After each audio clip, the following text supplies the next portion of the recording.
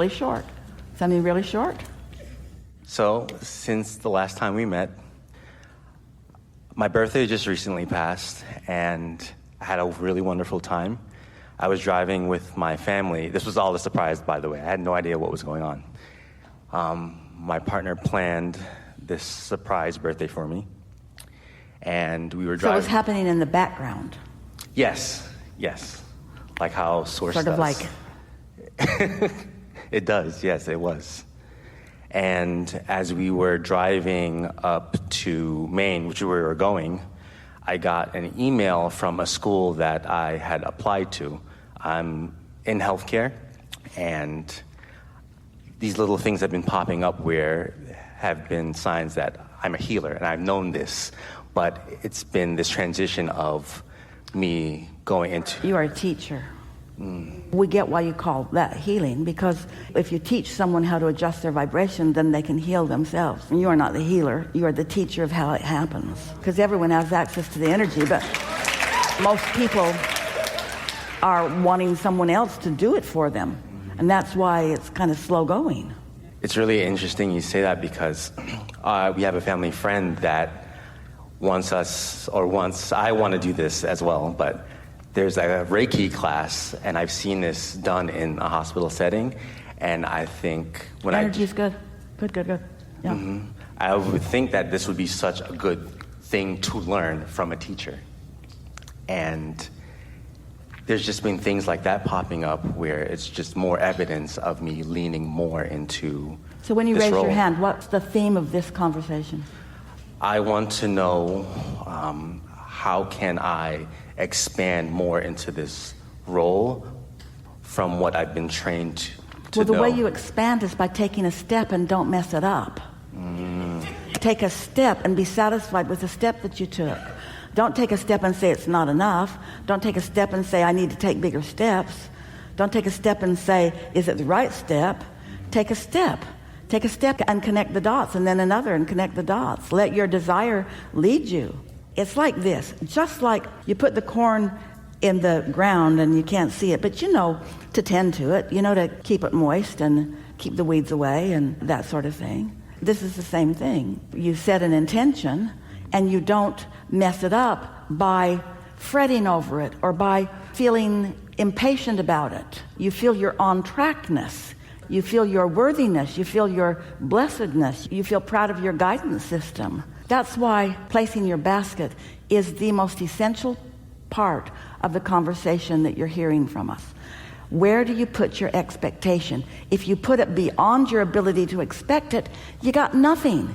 If you put it in such a weak place that it doesn't thrill you, that it means nothing, put it where it means something to you, and then accomplish the feeling of it, and then connect the dots, and then place your basket, and place your basket, and place your basket, and then place your basket, and then place your basket.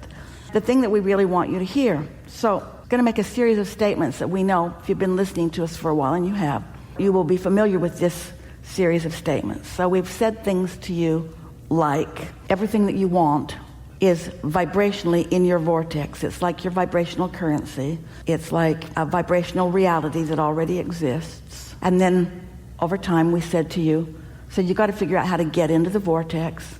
People would say, Abraham, how can I get my money out of the vortex and into my bank account?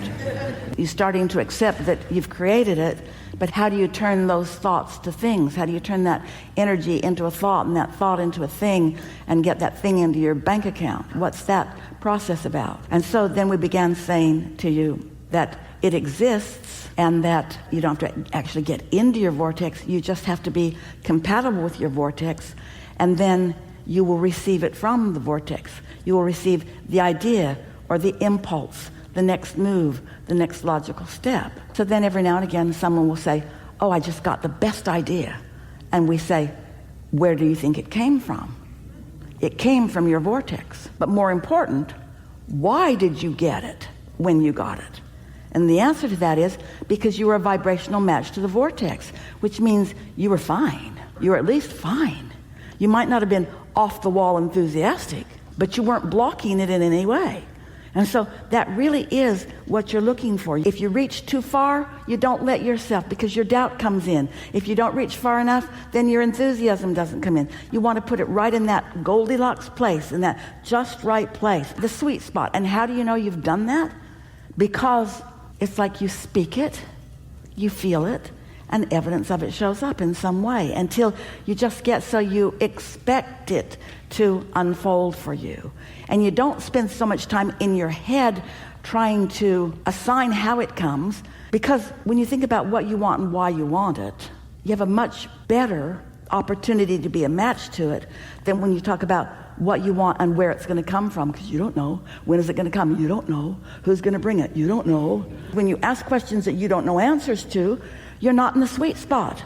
But when you ask the question that you do know the answer to, why do I want that? Why do I want to be a healer? Why do I want to be a healer teacher? Because I know that I'm an uplifter. Well, why do you want to be an uplifter? Because it feels good when I uplift. Well, why do I want to be an uplifter and a healer and a teacher? Because I can feel that I was sort of born to do that. Well, why do you want to do that? Because when I'm tuned into that, I can feel my clarity and my empowerment and my wholeness, and I can feel that it's the right place, right time. I can feel that this is what I want. This is what I was born to be. Why do you want that? Well, because I like it. Well, why do you want that? Because it feels good. Be like a dog on a bone about that until you've really got that. And then when somebody says to you, you are a healer, you say, yeah, I know. And if anybody says, how do you know? You say, because I'm constantly led to a conversation. I hear myself all the time, even before I have my plaque on the wall or the medal on my chest or whatever it is that is the evidence that I've got it. I find myself being in the right place at the right time. Esther was standing, waiting to get on a flight the other day. We know we're over. We're going to wrap this up really quick, really slow. So Esther was standing, and she was thinking about how really good she was feeling. She was thinking about how good it had felt to move through the airport and how much she likes her rolling bag. And she'd been enjoying that little dog with that little girl over there and that dad with his little boy over there. And it was like the whole place was just sort of set up for her entertainment, and she had been being entertained and she liked it.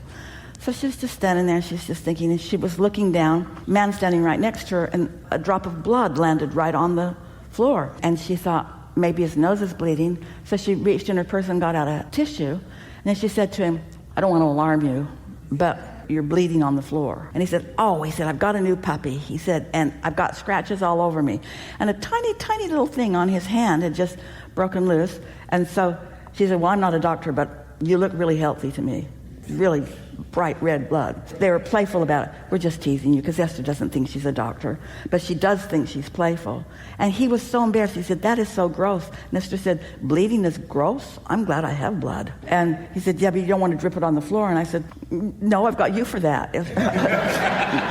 If I need to see blood dripping on the floor, there's probably plenty of places. They're just being playful about it. But Esther's entire intention was just to soothe. And then he wiped up the blood on the floor. There were only 3 little drops, really, about the size of a dime.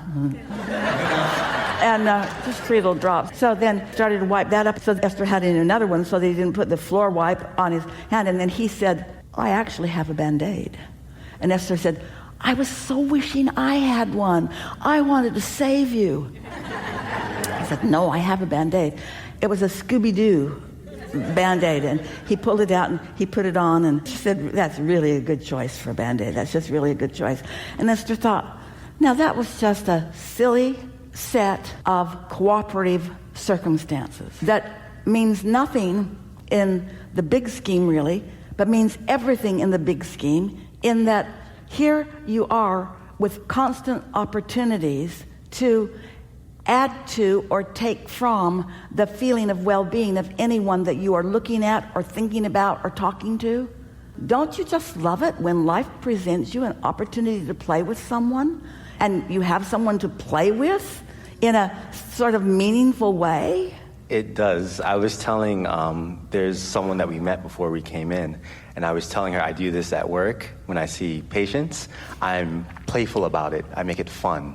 And it makes it so much more fulfilling when I see these people come in and... Well, we're just going to say to you, when you know what you know about well-being, and when you know what you know about source energy, and you know what you know about all of them having an inner being, and you know what you know about their inner being knowing that all is well and calling them in the direction of that, when you believe in their well-being, and that's 100% of who you present to them. Our analogy with Esther never wants to be the one that freaks out over anything and makes somebody feel bad about what they've contributed that causes the freak out.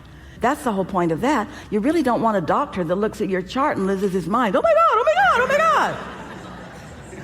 You want one that has some reasonable understanding that you can move in the direction of where you're wanting to go. We think this is a really good time for a segment of refreshment.